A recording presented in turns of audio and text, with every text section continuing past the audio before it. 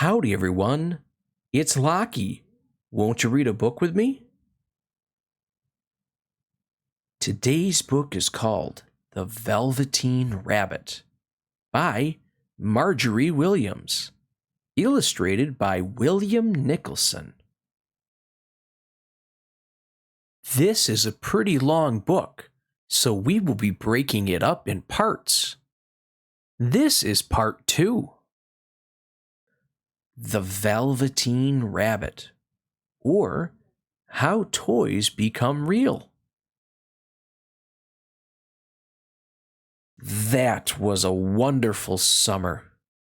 Near the house where they lived, there was a wood, and in the long June evenings, the boy liked to go there after tea to play. He took the Velveteen Rabit with him, and before he wandered off to pick flowers or play at brigands among the trees, he always made the rabbit a little nest somewhere among the bracken, where he would be quite cozy, for he was a kind-hearted little boy, and he liked Bunny to be comfortable. One evening, while the rabbit was lying there alone, watching the ants that ran to and fro between his velvet paws in the grass, he saw 2 strange beings creep out of the tall bracken near him. They were rabbits like himself, but quite furry and brand new. They must have been very well made, for their seams didn't show at all, and they changed shape in a queer way when they moved. One minute they were long and thin, the next minute fat and bunchy, instead of always staying the same like he did. Their feet padded softly on the ground, and they crept quite close to him, twitching their noses, while the rabbit stared hard to see which side of the clockwork stuck out, for he knew people who jump generally have something to wind them up. But he couldn't see it. They were evidently a new kind of rabbit altogether. They stared at him, and the little rabbit stared back, and all the time their noses twitched. "Why don't you get up and play with us?" one of them asked. "I don't feel like it," said the rabbit, for he didn't want to explain that he had no clockwork. "Oh," said the furry rabbit, "it's as easy as anything." And he gave a big hop sideways and stood on his hind legs. "I don't believe you can," he said. "I can," said the little rabbit. "I can jump higher than anything." He meant when the boy threw him, but of course he didn't want to say so. "Can you hop on your hind legs?" asked the furry rabbit. That was a dreadful question, for the Velveteen Rabit had no hind legs at all. The back of him was made all in one piece, like a pincushion. He sat still in the bracken and hoped the other rabbits wouldn't notice. "I don't want to," he said again. But the wild rabbits have very sharp eyes, and this one stretched out his neck and looked. "He hasn't got any hind legs," he called out. "Fancy a rabbit without any hind legs." And he began to laugh. "I have," cried the little rabbit. "I have got hind legs. I'm sitting on them." "Then stretch them out and show me, like this," said the wild rabbit. And he began to whirl around and dance till the little rabbit got quite dizzy. "I don't like dancing," he said. "I'd rather sit still." But all the while he was longing to dance, for a funny new tickly feeling ran through him, and he felt he would give anything in the world to be able to jump about like these rabbits did. The strange rabbit stopped dancing and came quite close. He came so close this time that his long whiskers brushed the Velveteen Rabit's ear, And then he wrinkled his nose suddenly and flattened his ears and jumped backwards. "He doesn't smell right," he exclaimed. "He isn't a rabbit at all. He isn't real." "I am real," said the little rabbit. "I am real. The boy said so." Just then there was a sound of footsteps, and the boy ran past near them. With a stamp of his feet and a flash of white tails, the two strange rabbits disappeared. "Come back and play with me," called the little rabbit. "Oh, do come back. I know I'm real." But there was no answer. Only the little ants ran to and fro, and the bracken swayed gently where the two strangers had passed. The Velveteen Rabbit was all alone. "Oh dear," he thought. "Why did they run away like that? Why couldn't they stop and talk to me?" For a long time, he lay very still, watching the bracken and hoping that they would come back. But they never returned, and presently the sun sank lower, and the little white moths fluttered out, and the boy came and carried him home. Weeks passed, and the little rabbit grew very old and shabby, but the boy loved him just as much. He loved him so hard that he loved all his whiskers off, and the pink lining to his ears turned gray, and the brown spots faded. He even began to lose his shape, and he scarcely looked like a rabbit anymore, except to the boy. To him, he was always beautiful, and that was all the little rabbit cared about. He didn't mind how he looked to other people because the nursery magic had made him real. And when you are real, shabbiness doesn't matter. And then, one day, the boy was ill. His face grew very flushed, and he talked in his sleep, and his little body was so hot it burned the rabbit when he held him close. Strange people came and went in the nursery, and a light burned all night, and through it all the little Velveteen Rabbit lay there, hidden from sight under the bedclothes, and he never stirred, for he was afraid that if they found him, someone might take him away, and he knew that the boy needed him. It was a long, weary time, for the boy was too ill to play, and the little rabbit found it rather dull, with nothing to do all day long. But he snuggled down patiently and looked forward to the time when the boy should be well again, and they would go out in the garden amongst the flowers and the butterflies and play splendid games in the raspberry thicket like they used to. All sorts of delightful things he planned, and while the boy lay half asleep, he crept up close to the pillow and whispered them in his ear. And presently the fever turned and the boy got better. He was able to sit up in bed and look at picture books, while the little rabbit cuddled close to his side. And one day they let him get up and dress. It was a bright, sunny morning, and the windows stood wide open. They had carried the boy out onto the balcony, wrapped in a shawl, and the little rabbit lay tangled up among the bedcloths, thinking. The boy was going to the seaside tomorrow. Everything was arranged, and now it only remained to carry out the doctor's orders. They talked about it all while the little rabbit lay under the bedclothes, with just his head peeping out, and listened. The room was to be disinfected, and all the books and toys that the little boy had must be burnt. "Hurrah!" thought the little rabbit. "Tomorrow we shall go to the seaside."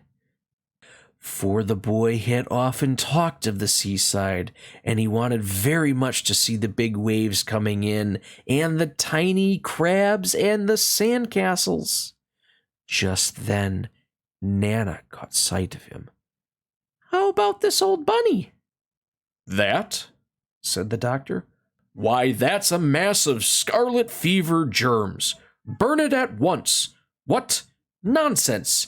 Get him a new one. He mustn't have that any more." And so the little rabbit was put into a sack with old picture books and lots of rubbish and carried out to the end of the garden behind the fowl house. That was a fine place to make a bonfire. Only the gardener was too busy just then to attend to it. He had the potatoes to dig and green peas to gather, but next morning he promised to come quite early and burn the whole lot. That night, the boy slept in a different bedroom, and he had a new bunny to sleep with him. It was a splendid bunny, all white plush with real glass eyes, but the boy was too excited to care very much about it. For tomorrow he was going to the seaside, and that in itself was such a wonderful thing that he could think of nothing else. And while the boy was asleep, dreaming of the seaside, the little rabbit lay among the old picture books in the corner behind the fowl house, and he felt very lonely. The sack had been left untied, and so by wriggling a bit he was able to get his head through the opening and look out. He was shivering a little, for he had always been used to sleeping in a proper bed, and by this time his coat had worn so thin and threadbare from hugging that it was no longer any protection to him.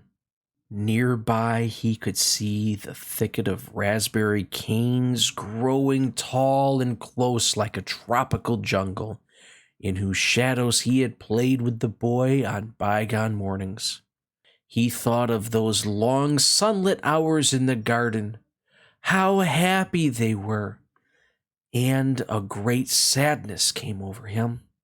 He seemed to see all of them pass before him, each more beautiful than the other, the fairy huts in the flower bed, the quiet evenings in the wood where he lay in the bracken and the little ants ran over his paws, the wonderful day when he first knew that he was real. He thought of the skin horse, so wise and gentle, and all that he had told him. Of what use was it to be loved and lose one's beauty and become real if it all ended like this? And a real tear trickled down the little shabby velvet nose and fell on the ground. And then a strange thing happened. For where the tear had fallen, a flower grew out of the ground, a mysterious flower, not at all like any that grew in the garden. It had slender green leaves, the color of emeralds, and in the center of the leaves a blossom like a golden cup. It was so beautiful that the little rabbit forgot to cry and just laid there watching it. And presently the blossom opened, and out of it stepped a fairy. She was quite the loveliest fairy in the whole world. Her dress was of pearl and dewdrops, and there were flowers round her neck and in her hair, and her face was like the most perfect flower of all. And she had come close to the little rabbit and gathered him up in her arms and kissed him on his velveteen nose that was all damp from crying. "Little rabbit," she said, "don't you know who I am?" The little rabbit looked up at her, and it seemed to him that he had seen her face before, but he couldn't think where. "I am your nursery magic fairy," she said. "I take care of all the playthings that the children have loved. When they are old and worn out and the children don't need them anymore, then I come and take them away with me and turn them into real." Wasn't I real before? Asked the little rabbit. You were real to the boy, because he loved you. Now you shall be real to everyone. And she held the little rabbit close in her arms and flew with him into the wood. It was light now, for the moon had risen. All the forest was beautiful, and the fronds of bracken shone like frosted silver. In the open glade between the tree trunks, the wild rabbits danced with their shadows on the velvet grass. But when they saw the fairy, they all stopped dancing and stood round in a ring to stare at her. I've brought you a new playfellow, the fairy said. You must be very kind to him and teach him all he needs to know in Rabbitland, for he is going to live with you forever and ever. And she kissed the little rabbit again and put him down on the grass.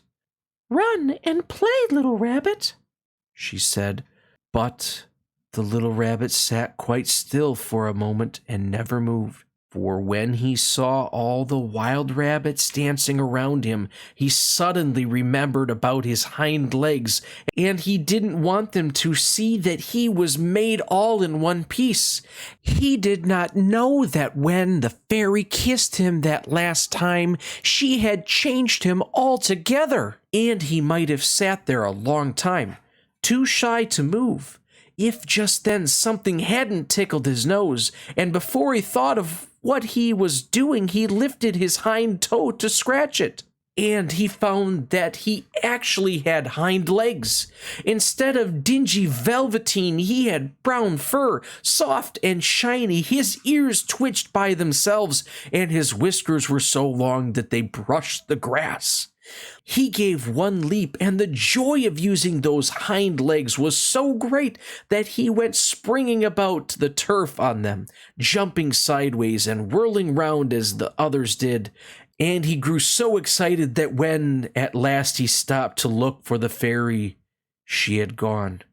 He was a real rabbit at last, at home with the other rabbits.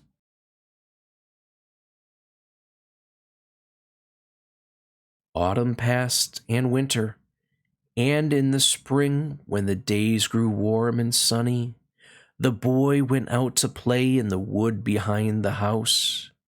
And while he was playing, 2 rabbits crept out from the bracken and peeped at him.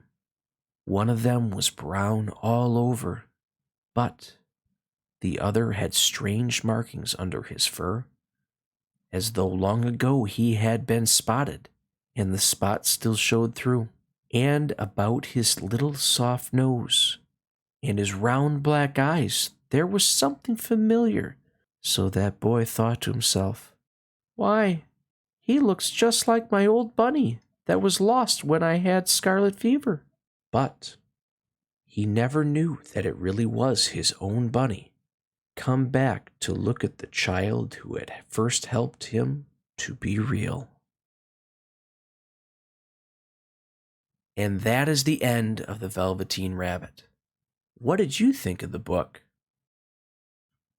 It's very sad that the little boy ended up getting scarlet fever. Have you ever heard of scarlet fever before? I had a lot of fun reading the Velveteen Rabbit with you. Hopefully, you'll read another book with me some other time.